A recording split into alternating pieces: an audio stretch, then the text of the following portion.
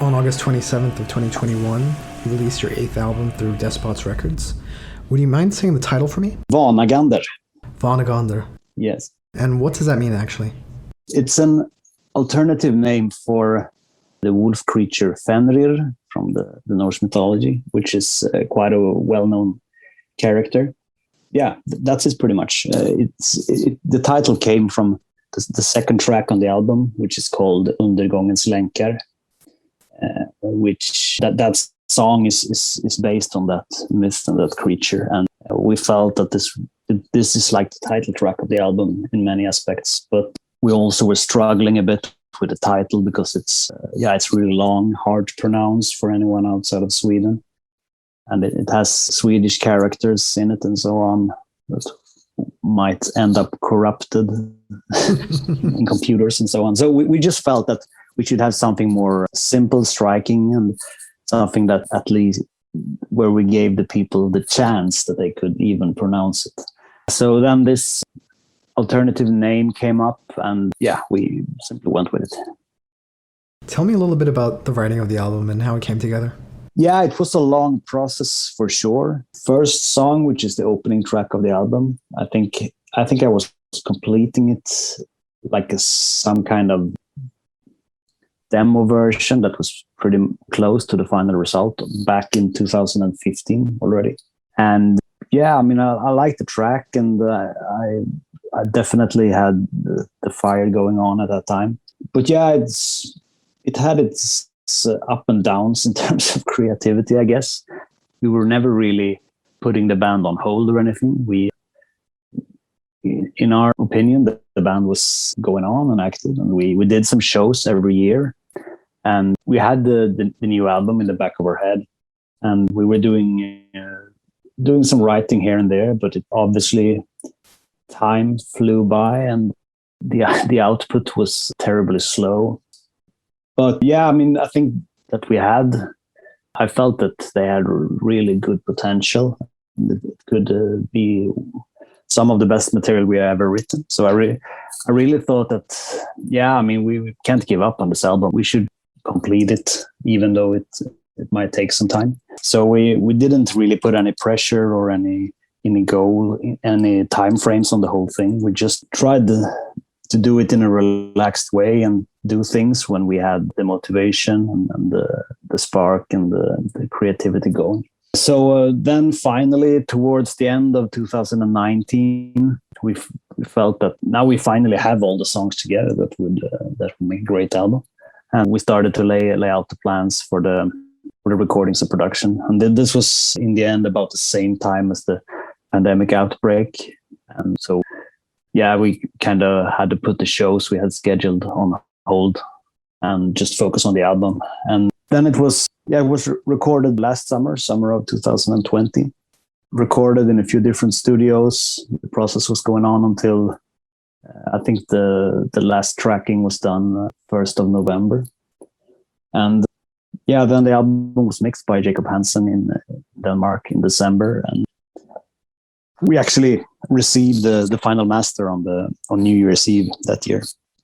And then we had a bit of back and forth with our labels regarding the timing of the release and so on. There's obviously been hard for bands to do a good strategic decision when it comes to release date, because no one really knows what we're going to happen and when we're going back to playing live again. And so but we just had to decide on something, and they wanted to do some proper music videos and proper single releases during the spring. And then we decided on that it would be a good timing after the summer. So a lot of years and a lot of work on it, but now it's finally out, and it's a great feeling, of course. Can you tell me a little bit about your songwriting process?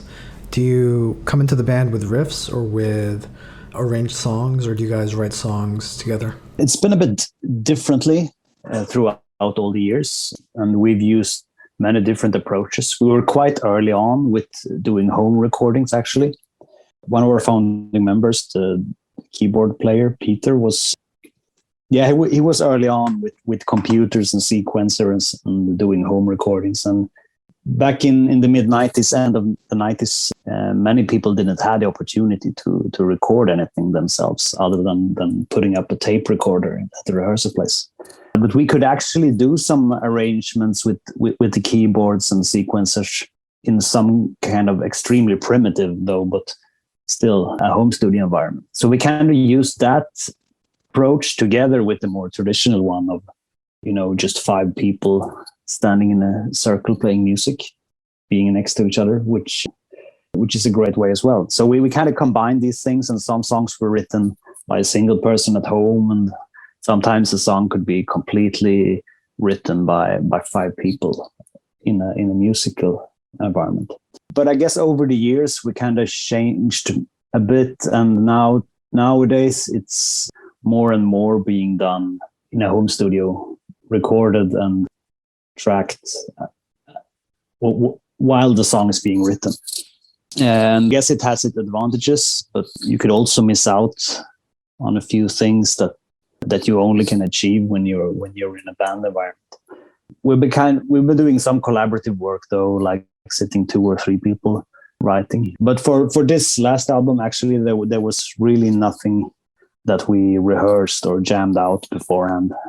And we'll see how we approach that in the future, because I think there is, just because that it's today, anyone really can record things at home and record their ideas and doing proper demos or pre-productions that actually sounds really good. But there is also an aspect which might get lost with that. And I'm not ruling out that we will go back a bit in the future, like trying to write songs also in a more classic rock environment, like in a rehearsal place or something. So as you mentioned, a lot of the lyrics, well, all the lyrics on this album are in Swedish, and I think throughout your career, most of your lyrics were written in Swedish. Is that right? Yeah, I would. Yeah, if we would count every song and stand them next to each other, I think it would be more in Swedish.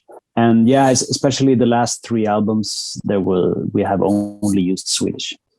And I think from the beginning, we didn't have a big plan for that either. It just happened. If something came to you that felt and sounded good in English, then we went on with English. And also from that era when we started out in the underground extreme metal scene in Sweden, it was quite common with Swedish lyrics actually. And I would say it was for all the demo bands coming out of nowhere back then, it was probably more common doing Swedish lyrics than English.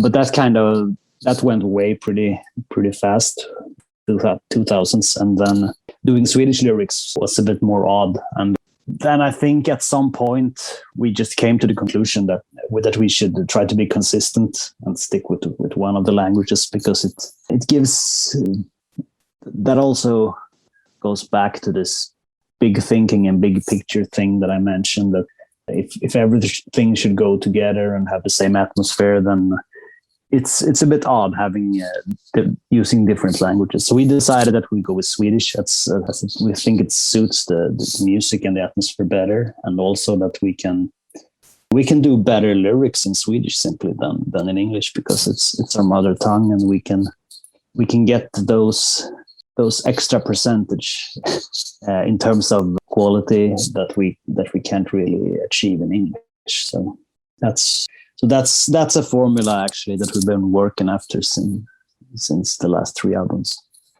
Given the subject matter of the songs, which often is inspired by Scandinavian mythology, is it more natural to write in Swedish? Yeah, I think so.